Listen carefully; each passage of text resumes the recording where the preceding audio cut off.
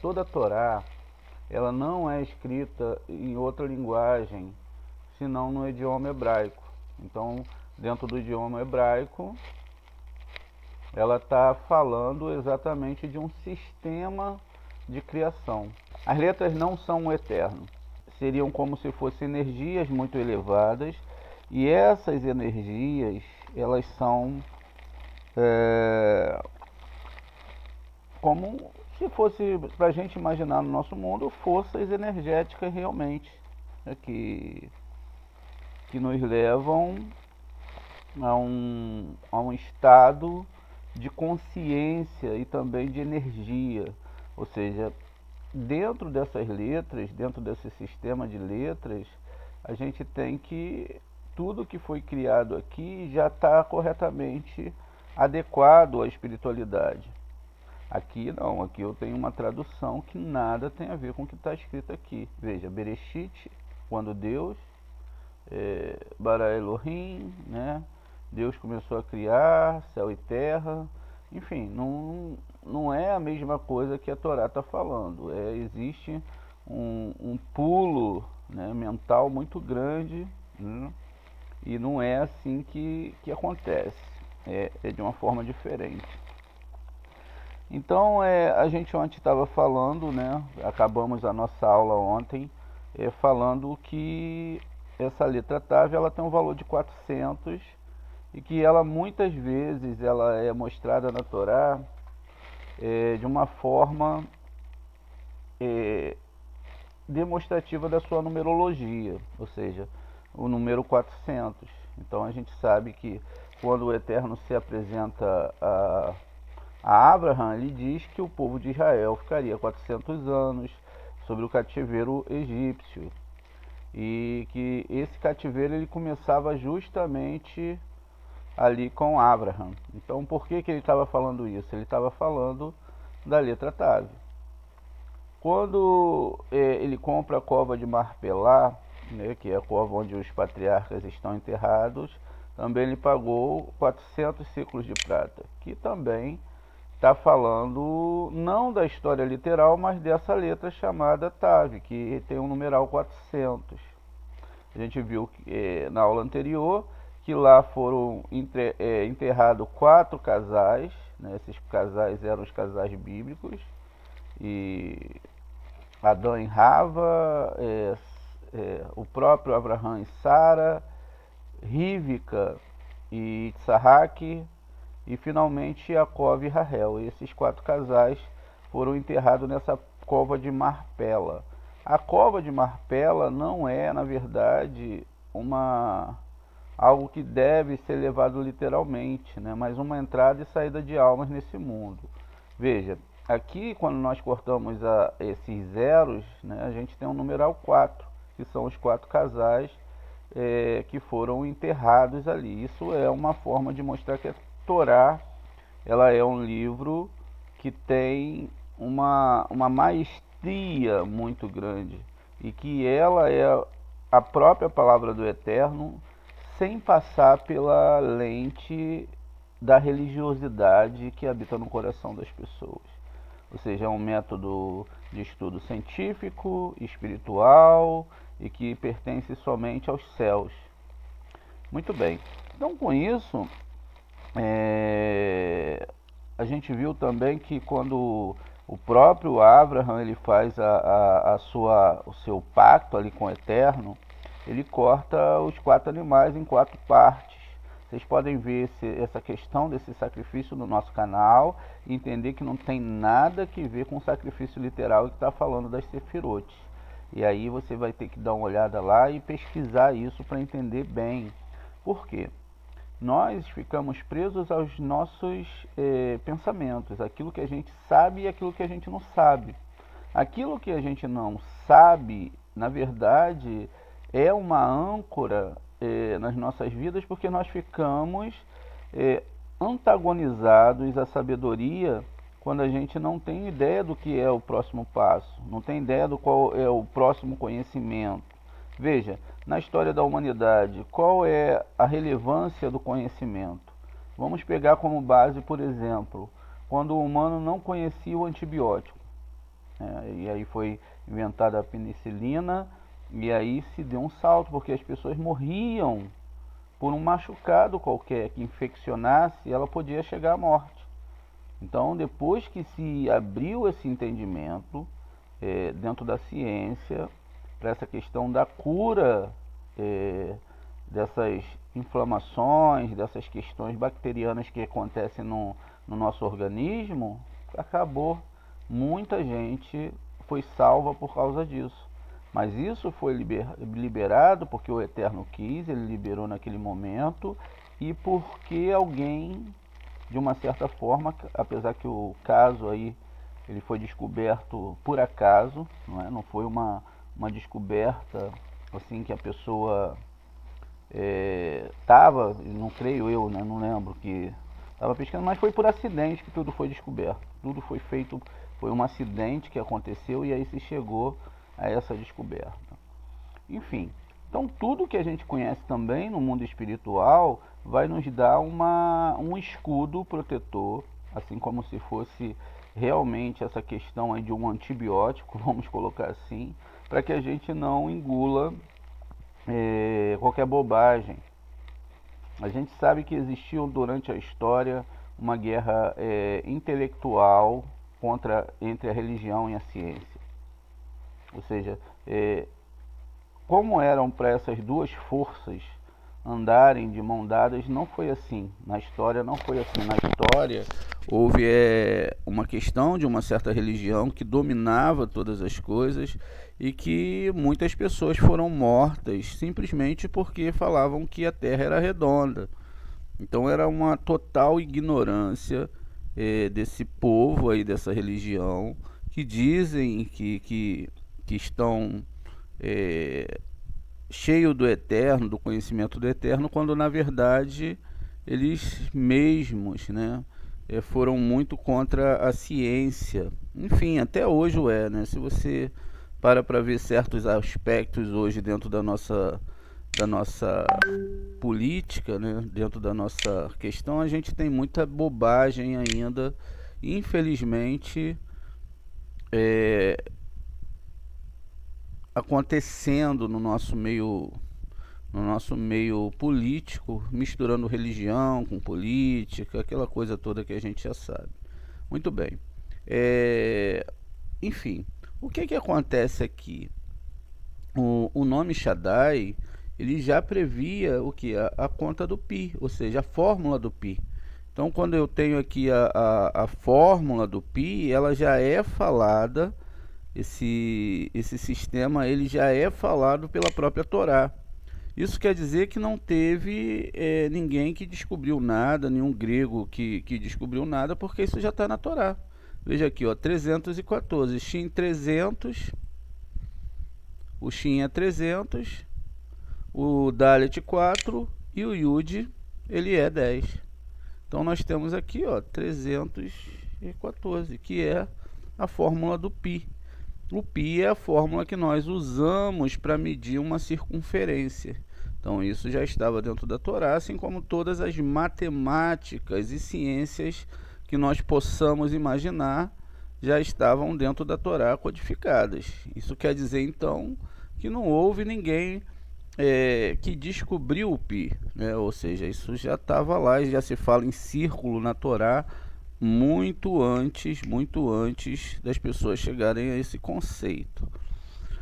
Muito bem, então quando a gente chega, né, dentro dessa conotação e a gente entende esse 400, por exemplo, como foi citado já sobre a cova de Marpelá, com os 400 homens que Esav vai encontrar o Yaakov, enfim, e outras questões muito maiores. A gente sabe que também a distância entre a Lua e a Terra, né, vamos ver aqui, ó, essa distância ela é uma distância que tem esse numeral junto dela, ó, veja, e entre a Terra e a Lua, vamos lá, vai ter o numeral 400 ali, numeral 400 Olha lá, ó, 384.400, tá vendo? Então, aqui o 400 ele tá aqui dentro, inserido dentro dessa questão. Quando você pega aqui o 384, você faz uma somatória aqui, ó, 3 mais 8, 11, mais 4, 15, que é a primeira parte do tetagrama. Veja que coisa interessante, né? Então, e se você soma 15 mais 4, você tem 19. E logo de 9 mais 1 é 10, que são as 10 sefirotes. Tá vendo? Além da gente ter tudo já codificado na Torá, esses homens que escreveram a Torá, eles não tinham como medir essas coisas. Eles não tinham os aparelhos, né, necessários. Depois que foram surgindo esses aparelhos, como primeiro surgiu o sextante, eles mediam essas distâncias e etc. E aí futuramente foi que eles puderam observar as coisas através de alguns equipamentos inventados pelo homem. Antes não, era tudo mesmo revelado pelo Eterno para eles. Eles não tinham, pelo menos, eles não tinham uma visão dentro dessa limitação humana, ou seja, mas dentro da limitação espiritual, eles tinham. Quando Moshe fala, Hashem, me mostra quem você é. Hashem fala, eu vou mostrar você pela costa, pelas minhas costas. Então você olha para minhas costas. Quando ele olhou todo o universo. Então aquilo ali era as costas do Eterno, era a criação dele. Mas de uma forma, hoje que a gente pode ver através da NASA, desses pesquisadores que podem descobrir e falar do universo de uma forma tão ampla e tão certa, porque agora pode se ver, pode se analisar. Ainda que essa análise seja feita através da física que nós temos no nosso planeta. A gente não sabe a física que existe em outros planetas. Na Lua, essa forma física, esse movimento, o peso, eles já são totalmente diferentes. Sabe-se lá como vai ser nos outros planetas. Existem deduções, existem fórmulas, teorias, e essas teorias elas estão mudando agora porque surgiram novos satélites, né, novas naves para estar investigando esses outros planetas. Se descobriu sobre Plutão, e Plutão é um planeta descrito na Torá, e ele tem a mesma gematria do nome de Abraão, ou seja, 248 é a quantidade de tempo que ele demora para dar uma volta em torno do Sol. Então, olha, são coisas, né, bem profundas dentro da Torá. É um planeta muito longe que os próprios pesquisadores tiveram que mandar uma nave para que ela pudesse observar esse planeta. É um planeta que tem um coração no seu fundo, tem toda uma característica que descreve ele. Enfim, são coisas fantásticas que a Torá fala que era impossível para o ser humano ele definir como isso aconteceria. Seria impossível essa fórmula de se entender a Torá sem dessa divindade da Torá, sem ter essas informações na própria Torá, através do Da'at, da sabedoria dos nossos sábios de Torá. Sábio de Torá não é qualquer um, não é qualquer um que aparece, estuda e agora sabe. Não, existe um mecanismo aí de que esses sábios, eles já estavam codificados dentro da Torá. Então não é qualquer pessoa que vai estar codificada dentro da Torá. Então a pessoa ela está codificada e ela tem um trabalho específico. Também as pessoas ruins também estão codificadas dentro da Torá. Não são só pessoas boas, mas nesse caso, os nomes dos nossos sábios, eles estão codificados. É só ver nossa aula lá, a Torá e a história, algo assim, e o tempo que está lá, a gente está mostrando o nome de todos os sábios ali que colocamos na nossa aula codificado, e também lá está sendo falado qual seria a sua missão. Então, se tem o nome Rambam, então tem os livros que ele iria escrever, o que ele iria fazer, codificado já dentro da Torá. Isso já descarta 99% de todos os profetas que se dizem profetas e que querem trazer alguma ilusão para a cabeça do ser humano. Vale salientar que a gente não está falando aqui que esses profetas eles são pessoas que não são espirituais. Não, não é essa a questão aqui. É que eles não vão fazer milagres também, essa não é a questão aqui. A questão é que eles não são profetas de Torá. A Torá ela fala várias vezes sobre os falsos profetas. Então, a gente tem que entender que essa falsa profecia, ela surge justamente quando a pessoa não está imbuída no sentimento da Torá. Nesse final de semana, nós vamos ver os sábios acompanhando uma história de um ser humano, e eles não se meteram na história até eles saberem o que estava acontecendo realmente. Então eles falaram, não, vamos observar. Se a Shem quiser salvar essa pessoa, vai acontecer isso, isso e isso. Até lá, nós não vamos alimentá-lo. Nós não vamos saber se ele é idólatra ou se não é idólatra.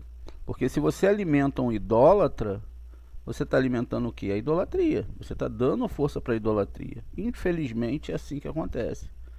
E você está, por exemplo, é como se você tivesse, a pessoa está se preparando para te assaltar e você está dando comida para o ladrão, para dar força para ele. Ó, não, toma aqui, eu sou muito bom, sou muito legal, né? E aí toma aqui, bandido, come aí para você depois me assaltar. Não, você não deseja o mal da pessoa, mas você vai ter que fazer com justiça. Nós não podemos fazer como o cidadão do Novo Testamento que fala que se alguém roubar a sua capa, você deve ser injusto e ainda deve ajudá-lo. Isso não acontece na Torá. A Torá ela fala que não, que nós devemos testemunhar um roubo e a gente deve não fazer esse roubo e que a gente deve lutar e entregar essa pessoa, porque senão a gente se torna participante daquele delito. E aí? Veja como é que a inversão de valores, a inversão de ideias dentro desses conceitos da Torá são profundos. Então, porque qual é a ideia ali? Olha, trazer um adoçamento para o erro. Então, olha, se você for roubado, etc, etc, isso e isso vai acontecer, você dê a sua capa, enfim. O que não foi feito na história com o Judas. Judas, ele roubava e é citado lá no livro do Novo Testamento que ele roubava justamente para apontar e trazer sobre ele uma questão de que ele tinha um erro, por isso que ele tinha que ser morto. Então ele foi morto por causa do que ele roubava, sendo que quando os outros eram roubados, aí era perdoado. E ainda diz que a Torá diz ainda que se uma pessoa roubar e ela furtar alguma coisa de outra, ela ainda tem que dar uma parte a mais. Além do que ela roubou, ela tem que restituir à pessoa que foi roubada um valor a mais. Olha que coisa incrível. Então tudo isso, todas essas leis, elas são feitas justamente para não serem quebradas. Qual é a ideia, então, lá? É quebrar todos esses paradigmas da Torá. Quebrou-se um paradigma, tudo vai caindo de uma forma como se fosse uma carreira de dominó. Você empurra o primeiro dominó, ele vai tudo. Até que num momento chega-se, olha, não precisa mais você seguir a Torá. Isso aí é tudo coisa do passado, a gente tem um novo sistema agora, e esse sistema é muito bom, enfim. E aí, então, perde-se toda a questão da Torá. Traduz-se a Torá, vai se traduzir a Torá. Essa Torá vai ser interpretada sobre uma nova ótica, uma nova letra, um novo sistema, um novo entendimento, um novo tudo. E aí, então, a Torá está perdida. Então, continuando aqui na letra Tav. A gente tem outros exemplos, né, de que a letra Tav está na Torá, e é exatamente aqui no Gênesis 32, ou Bereshit 32, no versículo 5. Veja, aqui eu tenho então, né, uma palavra quando o Jacó ele está indo encontrar com Esav, né? E ele envia os mensageiros a seu irmão Esav na terra de Seir, na terra de Edom. Veja, a terra é a terra de Edom, né? É uma terra perigosa, que não é uma terra aqui no nosso mundo, né? Mas é uma terra muito perigosa, muito perigosa. Um dos entendimentos que a gente pode ter aqui é que Edom, ele é um local tão perigoso que quando dois profetas, dois dos maiores nomes de Israel, quando passaram nos limites de Edom, nas fronteiras de Edom, quando Israel passou nessa fronteira, dois grandes sábios de Torá morreram, dois grandes nomes morreram, que foi o próprio Aharon, que era o sumo sacerdote de Israel, e Miriam, a irmã de Moshe. Aharon e Miriam eram irmãos de Moshe, eles morreram. O peso espiritual desses dois eram imensos, ao ponto do nome dele e as histórias deles estarem na Torá. E eles faleceram porque foram nas fronteiras de Edom. Olha como é que a coisa é séria. Ele manda presentes para o seu irmão e ele se prostra diante de Esav. Ele se prostra, todas as tribos se prostram. A única tribo que não se prostra é a tribo de Benjamim, porque Benjamim ainda não tinha nascido. Por isso que na terra de Benjamim é onde está o templo sagrado. E é por isso também que o segundo rei de Israel, que era Davi, Meler, depois de Shaul, ele se casa com uma benjamita, que é a filha de Shaul. A primeira esposa do rei Davi era dessa tribo. Olha como que é importante entender essa questão da idolatria dentro da Torá. Mais na frente, o Jacó vai ter que voltar e ele vai reencarnar lá como o personagem do livro de Esther, Mordecai, né, ou Mardoqueu, como é conhecido, e aí ele não vai se prostrar diante de Ramã, justamente porque aqui ele tinha cometido um erro, ele reencarnou só para não se prostrar diante dele. E a situação que nós temos ali é a seguinte: olha, mesmo que você esteja no poder agora, mesmo que você esteja aí nessa questão, só existe um Deus. Você só está aí porque a Shem permitiu. Mas você vai cair do cavalo e eu não me prostro perante você de forma nenhuma. Pode acontecer o que acontecer, eu não me prostro. E aí o que aconteceu foi que todos os judeus, todas as almas do mundo iam perecer. Não existia mais uma forma de salvação. Por isso que depois de tudo for consertado, a única festa que vai permanecer é a festa de Purim. A festa de Purim é a única festa que vai ser comemorada depois que tudo for resolvido, vai ser essa festa de Purim. Então veja, de todas as festas que nós vamos ter, de todas elas, Pêssah não vai existir mais, Sukkot não vai existir mais. Por quê? Os astros já vão ter sido consertados, não precisa mais a gente ficar naquele momento consertando masal nenhum. Mas a festa de Purim não, a festa de Purim ela vai ser comemorada e nunca vai poder parar de ser comemorada. Muito bem, então quando a gente chega aqui, a gente tem uma coisa, que a gente tem um Deus que ele é poderoso para todas as coisas. A gente não precisa de outro Deus. A gente não precisa, Israel não precisa de outro Deus. A gente também não precisa de ninguém fazer sacrifício para a gente. Quem vai fazer somos nós mesmos, porque em Jeremias está escrito que nenhum homem morrerá por outro homem. Nenhum homem comerá uva e embotará o dente do seu filho, nem o filho embotará o dente do seu pai, mas cada um morrerá pelo seu pecado. Cada um vai morrer pelo seu pecado, não pelo pecado do outro. Então cada um vai ter que pagar o seu ticum, os seus erros, e tudo isso é maravilhoso, porque isso faz parte do que Hashem queria.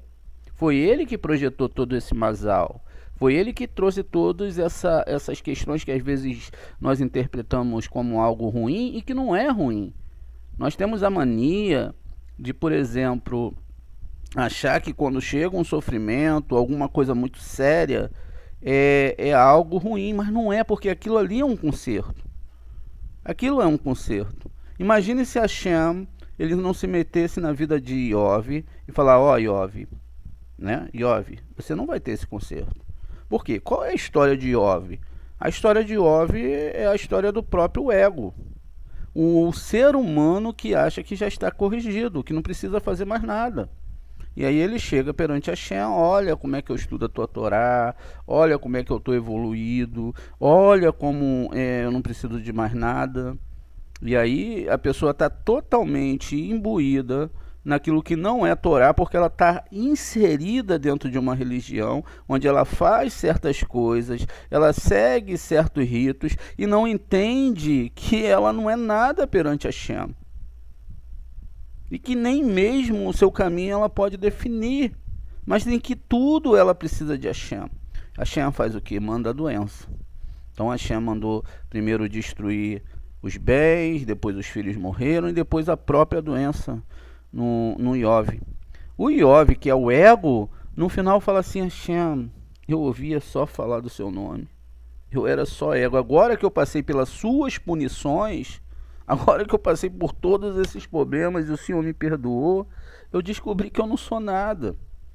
Então agora eu descobri que esse corpo que eu tô, ele é perecível, ele é egocêntrico e que ele vai passar, mas e que em todo momento ele tenta me enganar. Olha a guerra. Então todo momento o corpo tenta enganar a gente. A gente, às vezes, gente, eu vou falar para você, tem uma guerra lá, lá na Rússia, não é? A Rússia está guerreando contra um país menor que ela, todo dia morre gente, as pessoas estão passando fome, todo dia morre um vizinho, morre outra pessoa e a gente não está nem aí. A gente não tem essa sensibilidade de achar. E quando a gente tem um ego, a gente sabe, quando alguém morre perto da gente, a gente fica desesperado. A gente, cara, morreu fulano de... E isso é com todo mundo. Mas a outra pessoa que é a mesma alma da gente, a gente não se preocupa. A gente não entende que tudo está na mão de Hashem. E é assim, infelizmente é assim, porque se estivesse na nossa mão, a gente estragaria o mazal de todo mundo. A gente, não, Deus não leva agora, porque, poxa Deus, imagina só essa pessoa maravilhosa, mas Deus sabe, Hashem, será que ele não sabe? O momento que a pessoa tem que entrar e tem que partir desse mundo, ele sabe. Ele sabe o momento que o fulano de tal tem que passar por uma doença, ele sabe o que aquela doença vai trazer de fortalecimento para aquela pessoa. Também, se não trouxer, ele vai fazer o que tem que fazer, porque é ele que é o Criador. Nós não somos criadores de nada. Nós somos meros avatares. Sim, avatares. Nós não decidimos o que nós vamos pensar daqui a um segundo. Porque vai depender de muita coisa. Se hoje você vai sair com guarda-chuva da sua casa, vai depender se vai chover, não é você que escolhe. O que você vai comer no almoço vai depender do que o seu corpo vai definir, ou seja, todo o processo químico. Como que você vai saber se você vai querer comer uma lasanha, sei lá, ou qualquer outra coisa? Não, você nem sabe. A gente nem sabe. A gente nem sabe até que dia nós vamos viver. Hoje uma criança de 15 anos pode estar acordando e daqui a pouco ela está sem vida, porque a Shem recolheu. A única coisa que é ordenado para a gente é estude a Torá. Estude a Torá, entenda esses conceitos, entenda que a Shem é Deus sobre todas as coisas e que a gente não controla nada. No momento que ele quiser, a gente fica, fulano de tal tem que vir para a Torá, tem que estudar a Torá e tal, e eu tenho que fazer alguma coisa. Não, a gente não tem nada dessa missão. A nossa missão é entender que Deus está controlando a vida de todas as pessoas e que Ele tem, na vida de qualquer pessoa, um projeto que é dele. Não é nosso. Por isso que ele fala, naqueles dias eu recolherei um a um, cada um eu vou recolher. Não sou eu nem é você. Nós não vamos mudar nada, nós somos instrumentos de Hashem. Nós não dirigimos a mente de Hashem. Nós não podemos manipular a mente do Criador, porque nem lá a gente chega. A gente chega nos mundos espirituais, que vão passando mensagem de um para o outro, como a gente já estudou no Zohar, e se chegar lá em cima, tiver muita sinceridade nessas rezas, sim.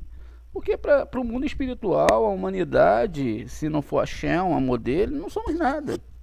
Imagine, um anjo do tamanho do Sol pode destruir toda a humanidade. não é? Até mesmo o anjo do tamanho da Lua, que é o menor dos menores dos planetas, se sai do eixo da Terra, então a Terra ela vai ter muitos problemas, maremotos, etc, etc. Você está entendendo? E as pessoas estão perdendo tempo com uma Torá literal. Ai, Deus abriu um mar no meio. Caramba, que impressionante. Não é isso que a Torá está falando. A Torá está falando de um Deus que ele mantém milhares e milhares, ou bilhões e bilhões de planetas, trilhões ou trilhões, enfim, que mantém tudo lá. E está tudo pregado segundo a ordem dele. Ó, isso aqui vai acontecer assim hoje, esse anjo vai controlar aquilo amanhã, essa pessoa vem, aquela pessoa vai, daqui a pouco esse animal morre, esse animal nasce, e ele que controla tudo aqui nesse mundo. Porque existe um equilíbrio que ele tem que manter. Senão nós não existiríamos. Nós, como somos muito egocêntricos, às vezes queremos agir como Jó. E perguntamos a Shem, por quê?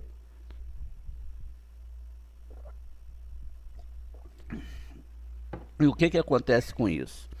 A gente então entende que aqui quando o Jacó, voltando aqui para a aula agora, que o Jacó, quando ele foi encontrar lá, né? Ele foi falar de Labão, ele se prostrou, mas existia aqui, dentro dessa questão dele encontrar com esses 400 homens, a palavra, olha, Gareti. Essa palavra é Garti, né? Aqui não tem som. Não tem som aqui não tem som de L, fica mudo. Então a palavra Garti, né? Permaneci, tem a gematria de 613. Veja, o Ureish é 200. Vamos levar lá para nossa área de trabalho. Ó, e vamos colar aqui. Olha lá, Garti. Essa palavra Garti, ela tem já lá inserido dentro da Torá 613. Eu tive lá com Lavan, eu fui lá, eu fiquei lá durante 20 anos, mas eu não quebrei nenhuma das leis do meu Deus. Ainda que Lavan tinha o Deus dele, ainda que tinha toda aquela conversa fiada, para mim não existe outro Deus. Então, aqui ele fala para o irmão dele, olha, eu segui, vamos fazer a gematria aqui, eu segui as 613 leis. Tudo aquilo que era definido para mim seguir foi seguido. Eu não traí o meu Deus. O mesmo momento, quando eu recebi a primogenitura, o que aconteceu? Eu não fiquei rico, pelo contrário, eu perdi tudo e tive que fugir do meu irmão Esav. Aí o Esav me perseguiu, não conseguiu me matar, mandou o sobrinho dele atrás de mim, o sobrinho pegou tudo que eu tinha e ainda levou também. Eu não fiquei com nada. Somente fui para a casa de Lavan e continuei seguindo as 613 leis. Passei muito sofrimento, porque fui enganado 10 vezes, né? Toda hora o Lavan trocava o meu salário, e aí eu ficava revoltado com isso. O Lavan não queria deixar eu sair de lá com meus filhos, com as minhas esposas. E aí o que aconteceu? Mas eu tô aqui, ó, eu não quebrei uma lei sequer. É lógico que a gente está falando aqui de um grande sábio cabalista. A gente está falando de Jacob Avino, que veio para consertar uns níveis da alma de Adão. Assim também a gente está aqui para consertar esses níveis. Veja, então 400, 600, 610, 613. Eu não quebrei uma lei. Eu não saí da Torá, eu não imaginei em sair da Torá. Tudo me levou a querer sair da Torá, mas eu não saí. Né? Não é isso que ele está falando aqui? Então veja, a gente tem aqui uma alusão muito grande a isso. E ainda você tem aqui, ó, 7 pontos nas letras, está vendo? O Tav está aqui, é uma letra, 2 pontos, Ureish. O Gimel está aqui, ó, com um ponto dentro, mais 2 pontos em cima, então as 7 sefirot. E ainda a letra Vav deitada aqui. Muito bem. Olha que coisa incrível, né? E aí a gente tem ali, se a gente soma esses pontinhos, essas bolinhas, cada uma vale um iude. Esses sinais maçoréticos, cada um vale um iude. O deitado é o Vav. E aí a gente vai ter uma gematria, então, de 76. 7 mais 6 é 13. 13 é a misericórdia de Hashem. O que ele está falando dentro aqui? Olha, Esav, eu estou me prostrando diante de você, mas eu acredito que Deus é um só, mas ainda temeu Esav. E aí ele teve que reencarnar lá, como Mordecai na história de Esther. Veja que coisa incrível. Você acredita que tudo que está acontecendo na sua vida, exatamente tudo, bom e mal, certo e errado, pensamento por pensamento, células por células dentro do seu corpo, que você nem conhece, cada nível de espiritualidade, cada nêutron, cada próton, cada neutrino que nem se pode se ver, que é antimatéria, toda a essência negra que envolve o universo, cada planeta que a gente nem sabe ainda o que é controlado só por um Deus? Ou não? É um nível que tem que se chegar. Veja, eu permaneci nas 613 leis, porque eu entendia que eu mesmo, né, não podia fazer nada, porque eu agora, de uma certa forma, estou quebrando essa lei. E aí vou ter que reencarnar para pagar essa lei. Vou ter que entender isso. É isso que a humanidade vai ter que entender, que todos nós somos uma alma só, todos nós temos um só Criador, que nós não temos povo diferente de outro povo, que não existe nenhum ser humano maior ou menor que o outro, que não existe um Deus maior do que o nosso Deus, e que ele tá imbuído da responsabilidade de cuidar daqueles que cuidam da sua Torá. Por quê? A Torá, ela é um mapa, a planta do universo, mas ela também é, primeiramente, a planta da nossa alma. E de como vai ser todo esse masal envolvido dentro da Torá. Olha que coisa incrível. Isso quer dizer então que tudo realmente é controlado por Hashem? Sim.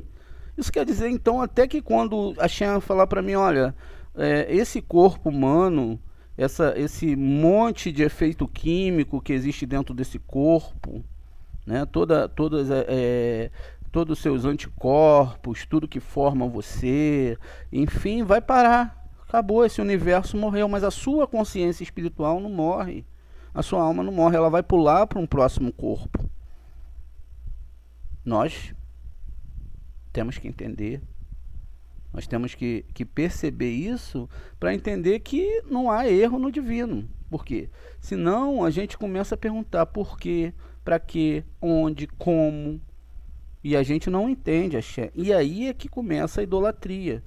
Porque dentro do fato mental da gente estar indagando as questões de Deus e muitas vezes querendo que a nossa vontade se cumpra ao invés da vontade do Eterno, o que a gente está fazendo? A gente está falando, olha, Hashem, você não sabe não, eu sei. Você não vai me fazer passar por isso, né? Poxa, por favor, né?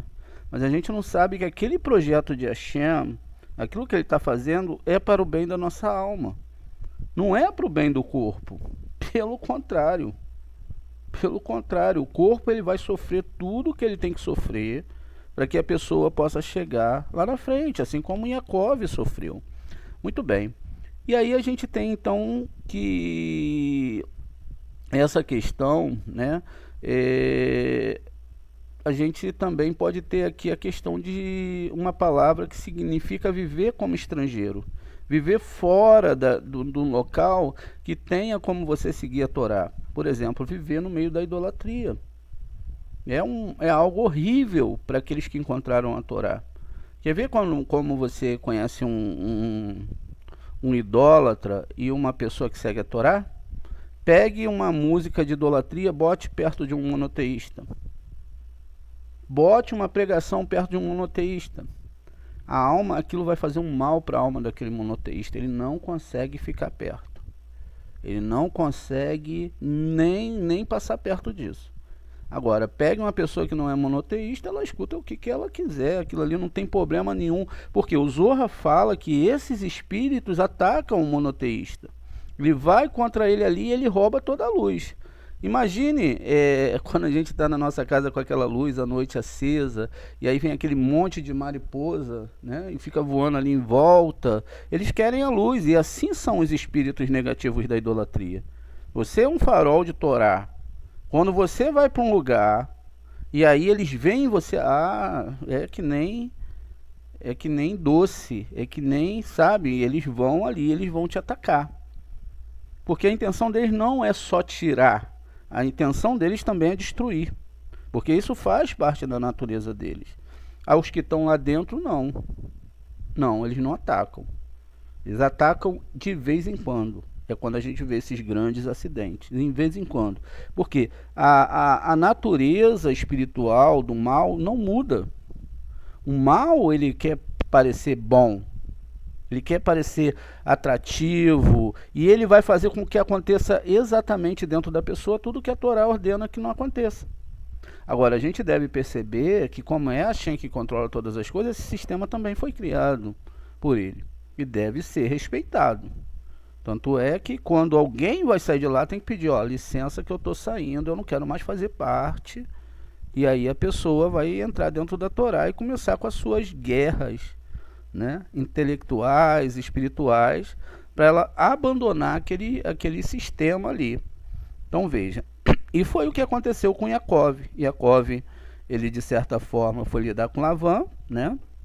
Ele encontrou lá essa questão de estar evoluindo espiritualmente, mesmo naquele ambiente, mas ele viu que em algum momento, nesse nível peixe que a gente está entendendo da Torá, ele teria que voltar para Israel, ele teria que reorganizar, ele teria que enfrentar o Esav, ele teria que seguir à frente. É o que a Torá está falando. Isso é um documento do universo. É o que vai acontecer com todas as pessoas.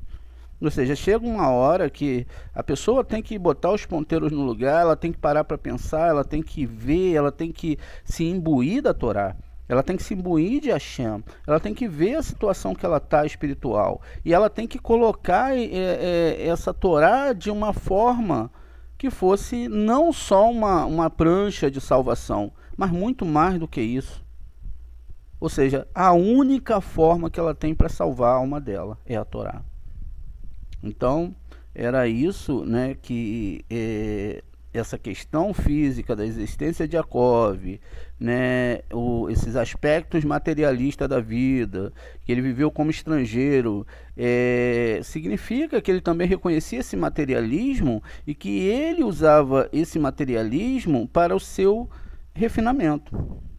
Então, quando a gente soma 20 vezes 20, né, a gente vai totalizar aqui, né, 400, né? Ou seja, isso significa as dimensões duais do positivo e negativo, luz e escuridão. Então, quando a gente faz essa somatória 20 vezes 20,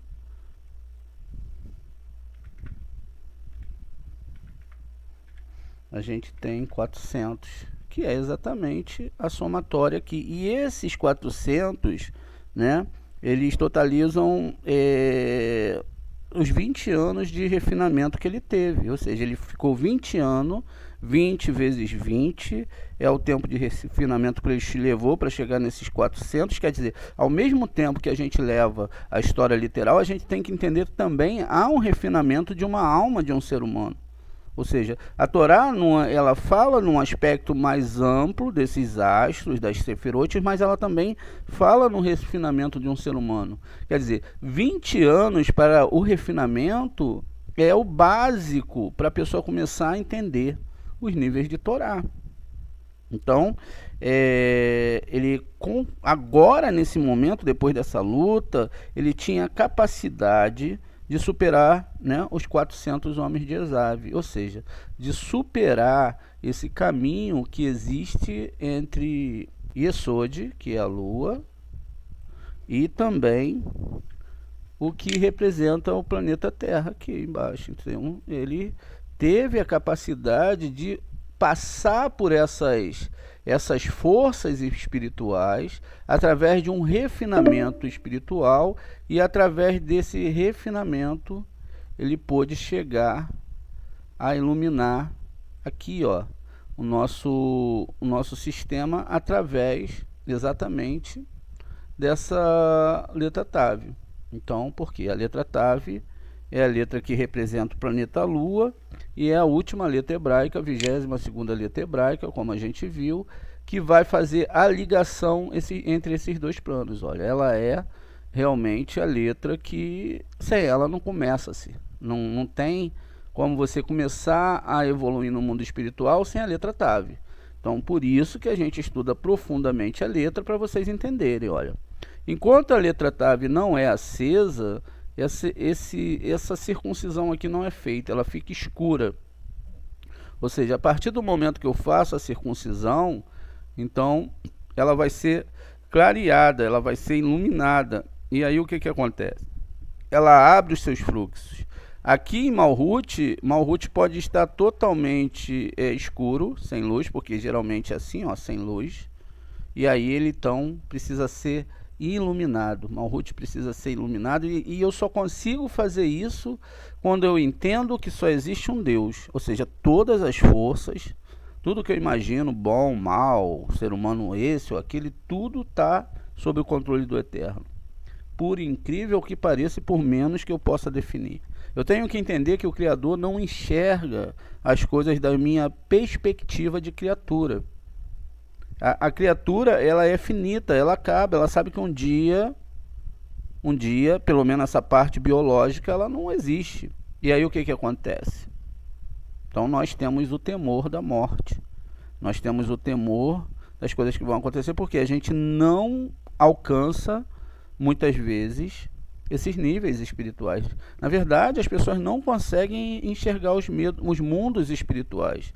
Nós ficamos restritos ao nosso Da'at, ao nosso conhecimento. E aí o que acontece? A gente não consegue ter essa certeza. Justamente porque não estuda a Torá com profundidade. Não tem contato com os sábios de Torá. Então, você pode entender que quando a Torá está falando de tudo que está sendo falado aqui, dentro dela, ela está falando de níveis de alma. E esses 400 níveis da alma, do Tav, ele representam, como estava com Esav, 400 níveis do mal. Veja, então ele pode ser o mal ou 400 centelhas da divindade. Pode ser os dois aspectos. Esse Tav, ele incorpora, né, a capacidade de transformar essas energias negativas em centelhas positivas.